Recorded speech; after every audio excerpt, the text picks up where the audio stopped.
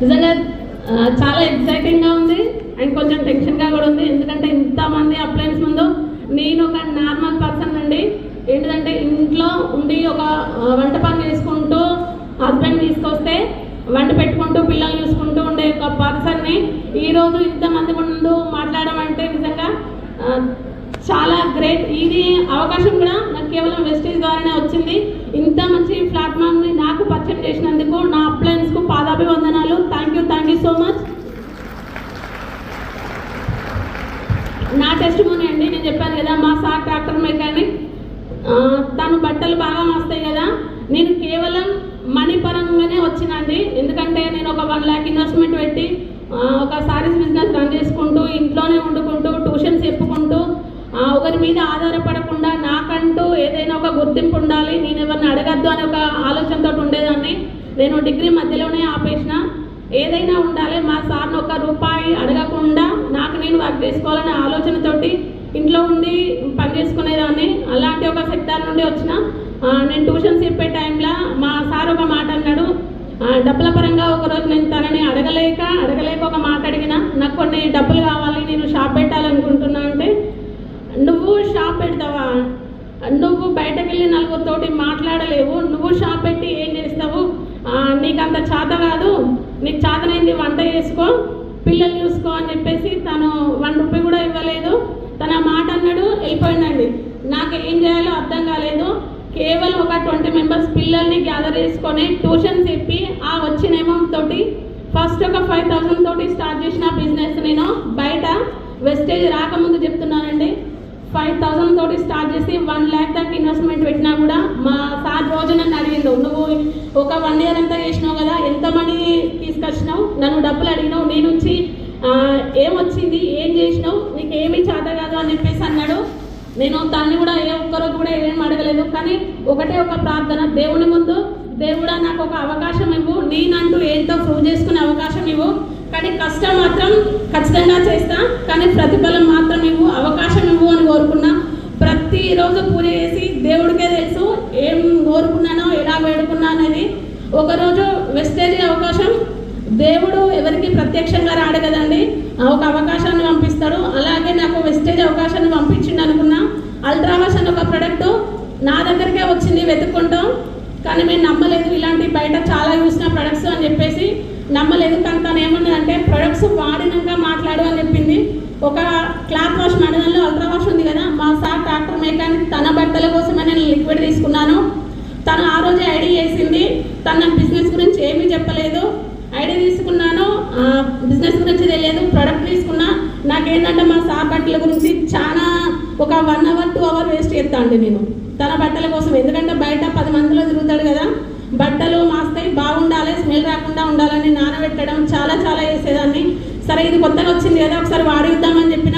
అల్ట్రావాష్ అదే రోజు తీసుకున్నా, వాడుకున్నా, ఎక్సలెంట్ అండి. నా పని 10 నిమిషాల్లో అయిపోయింది. 2 గంటలు చేసే పని 10 నిమిషాల్లో అయిపోయింది. నాకు అప్పుడు ప్రోడక్ట్ గురించి నమ్మకం వచ్చింది, నాకు బిజినెస్ గురించి ఏం తెలియదు. ఆ రోజు నేను వాడుకున్నా. మార్నింగ్ మళ్ళీ మేడం కాల్ చేసి, నాకు అల్ట్రా వాష్ ఇంకా కావాలి, నేను శారీస్ బిజినెస్ రన్ చేస్తాను కదా, నేను వాళ్ళకి చెప్తా అని చెప్పేసి ఫస్ట్ మంతే నేను చెప్పడం స్టార్ట్ చేసిన. ఏంటి, నేను ఒక అల్ట్రా వాష్ వాడుకున్నా, ఇది బాగుంది, మన ఆడవాళ్ళకి మెయిన్ ప్రాబ్లం బట్టలు బోళ్ళు కదా, ఇది ఒకదానితో మనం వాడుకుందామని చెప్పేసిన.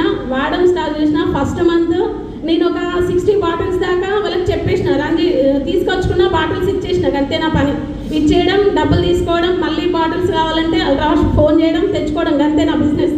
ఇంకేం తెలియదండి. ఎందుకంటే బిజినెస్ అక్కడ డబ్బులు పెట్టి ఒక బిజినెస్ రన్ చేస్తాను కదా, ఇది కూడా అట్లే అనుకున్నా. నా 1 month మొత్తం ఒక 60 బాటిల్స్ సేల్ చేసిన వచ్చింది మ్యాక్సిమం నేను అల్ట్రావాష్. 10వ తారీఖున మన బోనస్ వస్తాయి కదండి, ఆ రోజు నాకు ఎవరైతే ఐడి ఇచ్చిందో వాళ్ళు ఫోన్ చేసి, మేడం మీకు ఇంత బోనస్ వచ్చింది, ఒకసారి ఓపెన్ చేయండి అని చెప్పారు. నా ఫస్ట్ మంత్ బోనస్ ₹2,624 అండి. ఒక విషయం అయితే క్లారిటీ వచ్చింది, నేను ఇన్వెస్ట్మెంట్ పెట్టినా నాకు డబ్బులు కనవలేదు, పని చేసినా డబ్బులు కనవలేదు. మా సార్ ఇంట్లోనే ఉన్నామని ఒక మాట వచ్చేది, ఎక్కడ నేను అనేది మాత్రం ఎక్కడ కనవలేదు ఏం చేసినా. కానీ ఒక ప్రోడక్ట్ నేను వాడుకొని కొంతమందికి షేర్ చేస్తే, నేను అక్కడ ఏం డబ్బులు పెట్టలేదు, నేను పైగా దాన్ని ఎంఆర్పి రేటుకి అమ్ముకున్నా, అటు డబ్బులు వచ్చినాయి, మళ్ళీ మీదికి వెళ్ళి బోనస్ వచ్చింది. ఇదేదో ఉంది అని చెప్పేసి నేను కాల్ చేయలేదు. మేడం, నాకు భాగ్యలక్ష్మి మేడం అంటే కూడా ఎవరో తెలియదు, కానీ కాల్ చేసి ఈ మేడం ఇన్ని బాటిల్స్ సేల్ చేస్తుంది కదా, ఈ మేడంకి బిజినెస్ ప్లాన్ చెప్తే బాగుంటుంది అని చెప్పేసి ఫోన్లోనే నాకు బిజినెస్ ప్లాన్ చెప్పారు. ఇట్లా వేసుకోండి ఇట్లా. ఒక 3 months నేను బయటకు మీటింగ్స్కి రాలేదు, కేవలం జూమ్ మీటింగ్స్ వచ్చేటి. నేను ఫస్ట్ విన్న మీటింగ్ జయా మేడం. ఆ రోజు జయా మేడం మీటింగ్ విన్నా, బిజినెస్ ప్లాన్ ఏంటో తెలుసుకున్నా. ఫోన్లలోనే ఫాలో అప్, ఫోన్లలోనే మాట్లాడడం, ఫోన్లలోనే బిజినెస్ అండి. 3 months మొత్తం కంటిన్యూగా 5 o'clock జూమ్ వచ్చేది. దాన్ని లాగానే బిజినెస్ ఎలా చేయాలో తెలుసుకున్నా. డైరెక్ట్ సిల్వర్ డైరెక్టర్ అయినండి 3 monthsకి. అప్పుడు 23,000 ఇన్కమ్ వచ్చింది. మా సార్ అప్పటిదాకా కూడా నన్ను నమ్మదలేడు. ఇంకా ఏమో చేస్తున్నావు కదా అంటే, ఇంట్లోనే ఉన్నా నేను, బయటకైతే వెళ్ళలేదు. జూమ్ ద్వారానే కనెక్ట్ అయ్యి జూమ్తోనే చూసుకుంటూ ఫోన్ చేస్తున్నా కదా. 23,000 వచ్చినాక మా సార్కు ఇంత డబ్బులు వచ్చాయని చెప్తే, నీకంత సినిమాలు ఎత్తి నీకు డబ్బులు వస్తాయా, అవి ఒకరోజు వస్తాయి కావచ్చు, ఊరికి వస్తాయా, రావు అని తను అసలు ఎట్లా అంటే, నేను నలుగురితో మాట్లాడేదాన్ని కాదు కనుక తనకు డబ్బులు ఇట్లా వస్తాయి రావు, నా దగ్గర ఏదో మాట కోసం చెప్తాను నన్ను తీసి పారేసిండు. ఎప్పుడైతే మళ్ళీ సిల్వర్ అయినాక 23,000 వచ్చాయో అవి బ్యాంక్లో ఆడైనాక మా సార్కి ఉంచిన, సరే నీ పండు వేసుకో అన్నాడు. ఆటోమేటిక్గా మళ్ళీ 2 monthsకే స్టార్ అయినాక కార్ ఫండ్ వస్తుంది కదండి. 3 months నేను కార్ కూడా, మన క్వాలిఫికేషన్ స్టార్ అంటే ఎంత టఫో తెలుసు కదా, కానీ నాకు ఎలాంటి 1 రూపీ ఇన్వెస్ట్మెంట్ పెట్టకుండా నేను స్టార్ క్వాలిఫై అయినా.